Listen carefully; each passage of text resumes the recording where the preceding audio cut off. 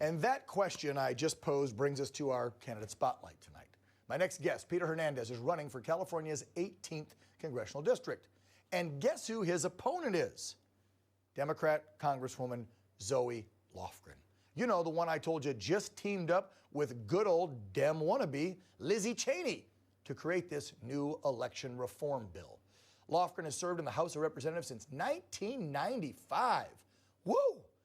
And living in California, I can tell you, this woman's done jack squat to better the state of California. Matter of fact, let's list some of her accomplishments. She's voted 100% of the time with Nancy Pelosi. Not even like, nope, I don't like that bill. 100% of the time. She's voted to strip Americans of their Second Amendment right. She's also received huge donations from Silicon Valley. Big tech companies, Facebook and Google, love her. Check it out. All public record on who donates to these folks, by the way. But Peter Hernandez says he's ready to fight for Californians and make real change. He recently wrote an op-ed where he explains how Ronald Reagan, a Californian, warned us over 40 years ago of man's tendency towards an authoritarian government. He also, in this new op-ed, discusses on how a welfare state could creep into America someday. It's what Reagan warned us about. What's happening right now? Everybody's got their hand out. Everybody feels entitled, and the Democrats are feeding on it. Peter also points out in the article how the past 2 years under the Biden regime have proven Reagan right. He says he's ready to renew, restore, and revive the once Golden State. He is a first-generation Mexican-American, was born and raised in California. He's also a small business owner, currently holds office as a county supervisor in the county he lives in. Before we bring Peter on, let's take a quick look at one of his campaign ads. Hi, I'm Peter Hernandez, and I'm running for the 18th Congressional District. As a former school board trustee, I have seen the damage done by lack of parental rights, homelessness, decriminalization laws, and inflation hurting our middle class. I'm a small business owner and a parent. My vision is to restore peace to our communities, parents' rights to educate their children, and I will proudly fight to restore respect for the middle class. And I approve of Pedro because I thought Napoleon Dynamite was a hilarious movie, and I get the reference with the T-shirt you were wearing. Peter Hernandez, candidate for California's 18th. Welcome to the program. I will vote for Pedro, but I don't live in your district. I live down in San Diego. How are you, Peter? I'm good, Dan. Thank you very much for having me on. Yeah, it was a really good framing of the reality that we're dealing with in California. There's been obviously this sentiment, this handout sentiment that somehow the Latino community is consistent with. But the reality is we are bootstrap individuals. We love the fact that we can work hard, and like Ronald Reagan said, as you alluded to, the idea of separating work from income is dangerous, because ultimately what that does is create an entitlement class, something that's not consistent with who we are. Yeah, do you get tired, Peter, of liberals, the left, Democrats, labeling the Mexican-American community? Because it seems like, you know, that they feel like we've heard Joe Biden during COVID not think brown people were smart enough, as he put it, to go get shots, remember, at CVS, the COVID vaccine? What other comment did he make that was racist as hell? Oh, yeah, that brown and black kids are just as smart as poor white kids. I mean, don't you get tired of this labeling? And I'm sure Zoe, your opponent's probably made some racist comments over the years, too. How Democrats act like this party of the tolerant left. We love everybody. We're all encompassing. But they make these just demeaning and degrading racist remarks like, Peter, you can't get ahead because of the color of your skin. Aren't you sick of that crap? I'm completely sick of it, Dan. The divisive elements that they try to pull us into a group and put a definition according to that group.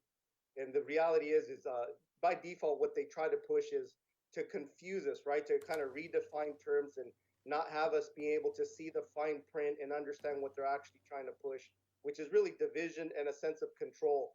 And it's funny because as a county supervisor, I fought the lockdowns and the mandates, and I proudly did it because it's one of the aspects of what I believe it means to be a proud American.